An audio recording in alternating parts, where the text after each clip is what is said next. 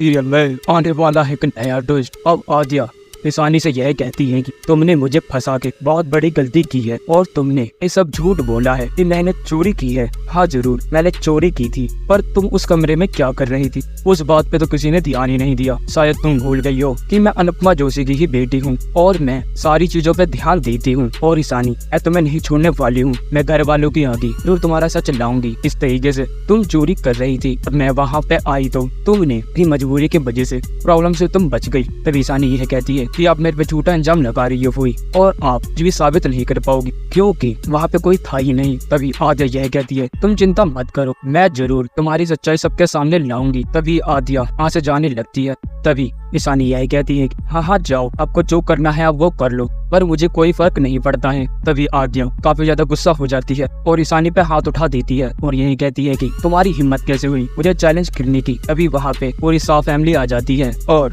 बाकी आद्या से यही कहती है तुम्हारी हिम्मत कैसे हुई मेरी बेटी पे हाथ उठाने की, एक तो तुमने चोरी की है पर से मेरी बेटी पे ही हाथ उठा रही हो। तभी आद्या यही कहती है तुम्हारी बेटी आखिरकार बा के कमरे में कहीं कर रही थी जो उसने ये चोरी करते हुए देख लिया और उसका कैमरा एंगल साफ बोल रहा था कि वह छुपी हुई थी बा के कमरे में। तो जब मैं कमरे में गई थी तो तब तिजोरी खुली हुई थी, इसका मतलब तो यही बनता है ना कि ईशानी ने ही चोरी की है। तभी बाकी यह कहती है तुम मेरी बेटी पे झूठा झूठा इंजाम लगा रही हो आद्या, मेरी बेटी कभी चोरी कर ही नहीं सकती क्योंकि मेरी बेटी खुद कमाती है और उसे चोरी करने की कोई भी जरूरत नहीं है। तभी आद्या यही कहती है कि जरूरत सबको कुछ भी करवा सकती है और जरूर आपकी बेटी ने ही चोरी की है। तभी अनुपमा आद्या की बात सुन के सोचने लगती है कि हाँ अगर ईशानी ने वीडियो बनाई तो वो चिल्ला भी तो सकती थी पर वह नहीं चिल्लाई। तभी अनुपमा ईशानी से यह पूछती है ईशानी मैं तुझे जो भी पूछूंगी तुझे उसका सही सही जवाब देना होगा, वरना तूने बातों को घुमाने की कोशिश की तो मैं तुझे नहीं छोड़ूंगी। तभी अनुपमा ईशानी को यही कहती है कि तुमने सही में चोरी करने गई थी। तभी ईशानी यही कहती है कि दादी आद्या कोई झूठ बोल रही है, मैं ऐसा नहीं कर सकती हूँ। तभी आद्या यह कहती है कि जब तुमने वीडियो बनाई उनके साइड थी कैमरा एंगल से ये पता चल रहा है